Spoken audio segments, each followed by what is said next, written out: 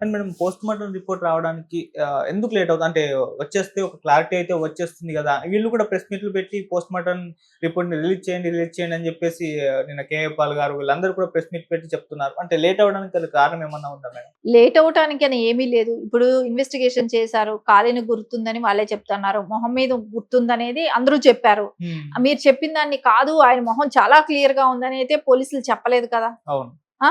కాలిన గుర్తుందని వాళ్ళే చెప్పారు గదా! రిజిస్ట్రేషన్‌కెళ్తున్నారు అని చెప్పారు. సో, అది అవునా కాదా మీరు కూడా చెప్పొచ్చు కదా! ఆ! హ్మ్. ఇంకా నా 4 అవర్స్ అక్కడ వెయిట్ చేశారని వాళ్ళు చేసిన ఇన్వెస్టిగేషన్‌లోనే గదా తెలిసింది. ఇంకా వాళ్ళ స్నేహితులతో మాట్లాడారు కదా! ఆయన జర్నీ ఎవరికైనా తెలిసి ఎనకాల ఇట్లా చేశారేమో అనేది వాళ్ళు ఎంక్వైరీ చేసుకున్నారు. చేసుకున్నప్పుడు ఆయన ఎక్కడికెళ్తాడు, ఎందుకెళ్తాడు అనేది కూడా మాకెవరికీ చెప్పరు. మాకు తెలీదు అని వాళ్ళు చెప్పారు. ఆయన ఎక్కడికెళ్ళేది, ఎప్పుడెళ్ళేది అనే విషయం బయట చెప్పరు అని వాళ్ళే చెప్తున్నారు కదా! హ్మ్. సో, ఇవన్నీ చెప్పిన దాన్ని బట్టి చూస్తే ఇక్కడ ఇన్వెస్టిగేషన్ జరగలేదనా? జరిగిందనే కదా! సరే ఇంకా ఇవన్నీ ఇది మొత్తం రిపోర్ట్ వచ్చే వరకు సమయం పాటించండి. ఓకే. ఎందుకంటే ఇప్పుడు మీకు ఒక డౌట్ అనేది రేజ్ అయింది. ఆ డౌట్ అనేది క్లియర్ చేయాల్సిన బాధ్యత కూడా డిపార్ట్మెంట్ మీద ఉంటది. హ్మ్. సో, అందుకని వాళ్ళు రమ్మంటున్నారు. మీరెళ్ళండి. మీ డౌట్స్ ఏంటనేది అక్కడ ఇక్కడ కూర్చొని మాట్లాడితే మీకు డౌట్స్ క్లియర్ అవుతాయా? ఒకటి. ఇప్పుడు వచ్చి మీ మీడియా ఛానల్స్‌కొచ్చి కూర్చొని మాట్లాడారనుకోండి. హ్మ్. మీరు చెప్తారా? నేను చెప్తానా? ఎవరం చెప్పలేము ఇక్కడ. అవును. మీరు ఎవరిని అడగాలి ఎళ్లి? పోలీస్ డిపార్ట్మెంట్‌నే ఎళ్లి అడగాలి. హ్మ్. సో, మీరెళ్లి అక్కడే అడగండి. మీ డౌట్‌లు ఏంటో అక్కడ క్లియర్ చేసుకోండి. కుటుంబ సభ్యులను రమ్మంటున్నారు కదా! ఎవరు నియరెస్ట్ అదే నేననేది. ఒక ఇద్దరు ముగ్గురు కలిసి వెళ్ళండి.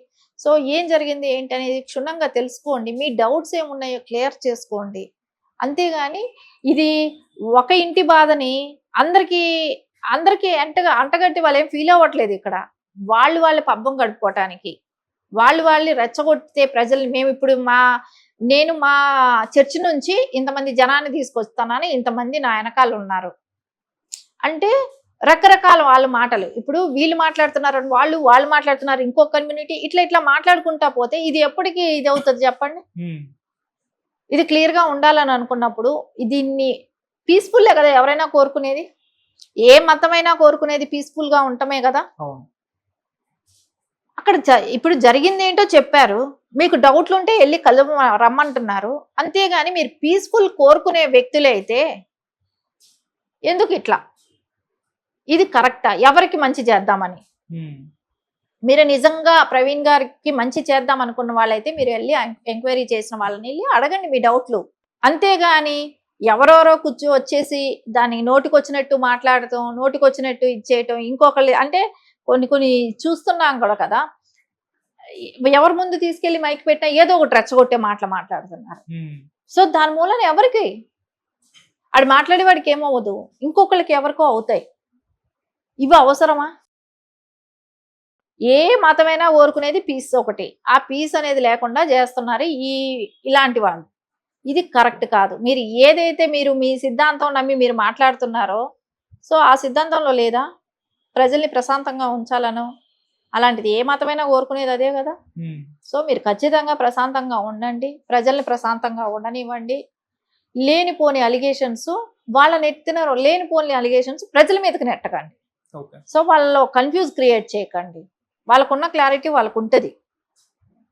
సో, మీరు పబ్బం గడుపుకోవటం కోసం సో, ప్రజలని కన్‌ఫ్యూజ్ క్రియేట్ చేయకండి. మీకేమైనా డౌట్‌లు ఉంటే వెళ్లి డిపార్ట్‌మెంట్‌ని అడగండి. మేడం అవసరమైతే మేము రీపోస్ట్ మార్టం చేయించుకుంటాం తెలంగాణలో. ఆల్రెడీ నేను కాంగ్రెస్ రాహుల్ గాంధీ గారికి కూడా లెటర్ రాసానని చెప్పేసి ఎక్స్ మినిస్టర్ ఎక్స్ ఎంపీ ఆయన హరీష్ కుమార్ గారైతే చెప్తున్నారు మేడం. మరి రీపోస్ట్ మార్టం ఎందుకు చేయించుకోవద్దు? అంటే కూటమి గవర్నమెంట్ మీద ఏమన్నా నమ్మకం లేదా? మరి ఏ విధంగా చూస్తారు మేడం ఆయన కామెంట్స్‌ని? ఎప్పుడైనా గూడా ఎక్కడైనా ఒక స్టేట్‌లో ఒక ఇష్యూ జరిగిందనంటే స్టేట్ గవర్నమెంట్ మీద నమ్మకం లేకపోతే సెంట్రల్ గవర్నమెంట్ చూస్తది. హ్మ్. కేంద్ర ప్రభుత్వానికి అప్పజెప్తారు ఆ కేసుని. హ్మ్. అంతేగాని ఇది పక్క స్టేట్‌కి అప్పజెప్పటం ఏంటి? కొత్తగా లేదా? ఇది కొత్తగా ఉంది. హ్మ్. రాహుల్ గాంధీ గారికి ఏం సంబంధం? తెలంగాణలో కాంగ్రెస్ గవర్నమెంట్ ఉంది. తెలంగాణలో కాంగ్రెస్ ఉంటే తెలంగాణకి ఇప్పుడు జరిగిన ఇన్సిడెంట్ అక్కడ. హ్మ్. సో, తెలంగాణలో ఇష్యూలు చాలా ఉన్నాయి. అదే సరిగ్గా చేయకపోతే కేంద్రానికి వెళ్తుందా లేదా? హ్మ్. ఇప్పుడు తెలంగాణలో ఏదైనా జరిగిందని ఆంధ్ర గవర్నమెంట్ ఎంటర్ అవ్వమనంటే అవుతదా? ఒప్పుకుంటారా? ఒప్పుకోరు గదా! హ్మ్. ఏ రాష్ట్రం ఉంది ఆ రాష్ట్రానికే హద్దులు, పరిమితులు కొన్ని ఉంటాయి. హర్షవర్ధన్ గారు లాంటి పొలిటీషియన్ కూడా అలా మాట్లాడడం అనేది చూస్తే ఆశ్చర్యంగా ఉంది. ఎందుకంటే అంత సీనియర్ పొలిటీషియన్ గా ఉన్న వ్యక్తి అలా మాట్లాడితే ఇప్పుడు రాహుల్ గాంధీ గారికి ఏం సంబంధం? ఆయన వచ్చి అక్కడిది ఇక్కడ నేను వచ్చి తెలంగాణలో వచ్చి ఇన్వెస్టిగేషన్ చేస్తాను అనేది అది కరెక్ట్ పద్ధతి కాదు. అంత డౌట్ ఉంటే సెంట్రల్ గవర్నమెంట్ తీసుకుంటది.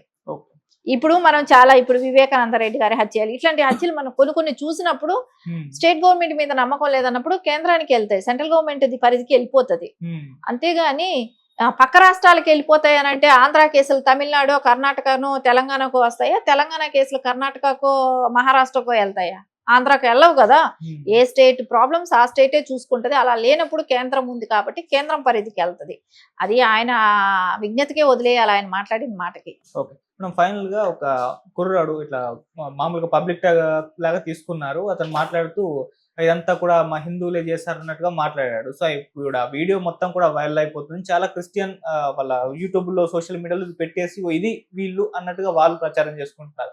సో అబ్బాయి కామెంట్స్ ని ఏ విధంగా చూడొచ్చు అంటారు మేడం, మీరేం చెప్తారు? ఇప్పుడు పరిణితి చెందని వ్యక్తులు కొంతమంది ఉంటారు. ఎప్పుడు వీడియోలు ఇట్లా సోషల్ మీడియాలో కనబడిన వాళ్ళకి మైక్ దొరకంగానే నేను కాంట్రవర్షియల్ గా మాట్లాడితే నేను ఇదైపోతాను, వైరల్ అయిపోతాను అని అనుకునే వాళ్ళు ఉంటారు. సో ఆ ఉద్దేశంతో పిచ్చోడి మాటలు కూడా వాళ్ళు ట్రోల్ చేసుకుంటా మాటలు పెట్టుకున్నారనుకోండి, అది వాళ్ళ విజ్ఞతకు వదిలేసేయాల్సిందే, మనం ఏం చేయలేం. ఇప్పుడు ఆ పిల్ల నేను చూసాను ఆ వీడియో కూడా, అది మహా అయితే 20 ఏళ్ళు ఉంటాయేమో, 20+ లో ఉండొచ్చు. వాడికి ఆ వయసు పిల్లలకి ఎట్లా అనిపిస్తుంది? ఒక పరిణితి చెందిన వయసా? అసలు అది కాదు, అతను కెమెరాకే ఫస్ట్ కొత్త ఏమో అయి ఉండొచ్చు. అదే నేను అనేది, ఎవరిని పడితే ఒక టాపిక్ సెన్సిటివ్ ఇష్యూ గురించి ఎవరిని పడితే వాళ్ళతో మాట్లాడిస్తే పరిస్థితులు ఇలాగే ఉంటాయి. అదే వాళ్ళకైనా చెప్తుంది. ఇప్పుడు అతను ఎవరో ఆ కుర్రాడు మాట్లాడాడని చెప్పేసి దాన్ని మీరు పెట్టుకుంటున్నారు అని అంటే, మీరు మాట్లాడిన మాటలు ఇంకెంతమంది పెడతారు? మీరు ఒకటే చూడండి, ఎప్పుడు కూడా విధ్వంసాలు ఎక్కడి నుంచి రెచ్చగొడతారు? మీరు మళ్ళా దాన్ని ట్రోల్ చేసుకో తిప్పి తిప్పి తిప్పి చూపెట్టడం మూలాన. ఒకటి తప్పు చేశాడు, ఆ తప్పు చేసిన వాడు అది తప్పు వాడికి తెలియదు. ఇప్పుడు రకరకాల పిచ్చోళ్ళు ఉంటారు. వాడు ఏమైనా ఒక సొసైటీలో అతని పేరు చెప్తేనో అతను ఎవరనేది తెలిసిన వాళ్ళ మీరు చూస్తుంటారు. కొత్త ఫేస్ గానే ఉంది, అతను ఎవరని కూడా తెలియదు. ఏ కమ్యూనిటీ ఏ మతానికి సంబంధించిన వ్యక్తి అని కూడా తెలియదు. సో అతను మాట్లాడుతున్నాడు. సో దాన్ని పెట్టుకొని నేను ట్రోల్ చేసుకుంటున్నాను, నేను ఇది వాళ్ళ ఇది అని అన్నప్పుడు, మీరు కూడా గతంలో కూడా చూసుకుంటే ఎన్నో గుళ్ళు ధ్వంసం అయ్యాయి, ఎన్నో ఇళ్ల దగ్గర చర్చిల దగ్గర గొడవలు అయినాయి. అంటే ఇళ్ల దగ్గరికి వెళ్ళిపోయి, ఇంట్లో మగవాళ్ళు లేనప్పుడు మహిళల దగ్గరికి వెళ్ళి బాప్టిజం తీసుకోండి అని చెప్పి ప్రెషర్ చేసిన రోజులు ఉన్నాయి. మీరు చర్చిల్లో మాట్లాడినప్పుడే కానివ్వండి, బయట సభల్లో పెట్టినప్పుడు కానీ హిందూ టెంపుల్స్ గురించి ఘోరాతి ఘోరంగా నీచాతి నీచంగా మాట్లాడిన రోజులు ఉన్నాయి. ఎప్పుడైనా ఎక్కడైనా కూడా ఎవరైనా ఇప్పటి వరకు జరిగిందా? ఎవరైనా చంపున్నారా, కొట్టున్నారా? ఎక్కడైనా అలాంటివి జరిగాయా? లేదు కదా. మీరు బలవంతంగా బాప్టిజం తీసుకోమని చెప్తుంటే కూడా వాళ్ళు మిమ్మల్ని తిట్టి తరిమేసి ఉంటారే కానీ ఇక్కడ మీ మీద చెయ్యి కూడా వేయలేదు. మీరు చాలాసార్లు సోషల్ మీడియాలో చూడండి, వీడియోస్ మనకు చూసే ఉండుంటాం, నేను కూడా చూసుంటాను చాలాసార్లు. వాళ్ళు తిట్టి తరిమేసి మీ దేవుడు నువ్వు వచ్చి కావాలంటే వచ్చి జాయిన్ అవుతారు కానీ మీరు వచ్చి ఇంటింటికి వచ్చి ప్రచారం చేయొద్దని చెప్పి గట్టిగా మాట్లాడినవి అయితే విన్నాను కానీ వాళ్ళ మీద మ్యాన్ హ్యాండ్లింగ్ చేసిందో ఇంకోటో కూడా ఎప్పుడు వినలేదు. సరే కానీ ఇట్లాంటి ఇప్పుడు ఎవరు దేవుడు వాళ్ళకు గొప్ప అని అనుకున్నప్పుడు అదే మీరు అనుకుంటున్నారు కదా, అలాంటప్పుడు వాళ్ళని కూడా తిట్టకూడదు, ముస్లిమ్స్ని తిట్టకూడదు, హిందువుల్ని తిట్టకూడదు, అదేలాగా వీళ్ళైనా కూడా వాళ్ళని మాట్లాడకూడదు, ఎవరిని కూడా మాట్లాడకూడదు. అది ఏంటంటే ఇప్పుడు ఎవరి నమ్మకాలు వాళ్ళవి, ఎవరు ఆచారాలు వాళ్ళవి. సో అది వాళ్ళ ఓన్ మనోభావాలకు వదిలేసేయండి. మీరెవరు రుద్దటానికి, ఎవరినైనా కూడా ఫోర్స్ చేయటానికి? హిందువులు హిందువులుగానే ఉంటారు, క్రిస్టియన్ గానే ఉంటారు, ముస్లిమ్స్ గానే ఉంటారు. ఎవరు దేవుడు వాళ్ళకి గొప్ప. అంతేగాని మీరు బలవంతంగా మనం ఇది చేసి వాళ్ళని తిడితే ఇక్కడ ఇంకొకళ్ళు గొప్ప వాళ్ళు ఎవరు కారు. ఆ దేవుడిని తిడితే ఈ దేవుడికి మనం యాక్చువల్లీ యూనివర్స్ అంతా ఒకటే ఆత్మ, ఒకటే ఇదని చెప్పి మాట్లాడతారు కదా ఇదే గురువులు. సో అంతా ఒకటి అన్నప్పుడు ఇది ఎందుకు ఇన్ని భేదాలు సృష్టిస్తారు? భేదాలు సృష్టించేది ఎవరు? ప్రజల కన్నా కూడా ఎవరైతే ఈ మత గురువులు ఉన్నారో వాళ్ళే సృష్టిస్తారు. వీళ్ళు పబ్బం గడుపుకోవటం కోసం వీళ్ళు మాట్లాడే మాటలకి ప్రజల్ని బలిపశువులు చేస్తున్నారు. వీళ్ళకి ఇప్పుడు మీరు ఎందుకు ఆకర్షించాలనేది ఎందుకు? వాళ్ళకి నచ్చింది అనుకోండి వాళ్ళే వస్తారు అంతే. ఇప్పుడు మనిషిని బలవంతంగా తెచ్చుకోవటం వేరు, వాళ్ళకి నచ్చి వచ్చినప్పుడు అది వేరుగా ఉంటుంది. అంతేగాని ఇప్పుడు వాళ్ళని తిడితేనో ఇంకో దేవుని తిడితే మేము ఇక్కడ గొప్ప అయిపోతాం అనుకునేది వాళ్ళ అవివేకం, మూర్ఖత్వం కూడా అది. ఓకే. వాళ్ళ మూర్ఖత్వమే, మూర్ఖులతో సమానమే ఎవరైనా సరే. ఇంకొకళ్ళని తిడితే, ఆ దేవుణ్ణి తిడితే మాకేదో వస్తుంది అనుకునే వాళ్ళు మూర్ఖులే. వాళ్ళ సమాజానికి కూడా పనికిరారు, వాళ్ళ మూలాన సమాజానికి కూడా ఎలాంటి మేలు లేదు. కాకపోతే ఇదంతా ప్రవీణ్ గారి హత్య అని చెప్పడం అనేది మటుకు జనరల్ గా అయితే అనిపిస్తుంది.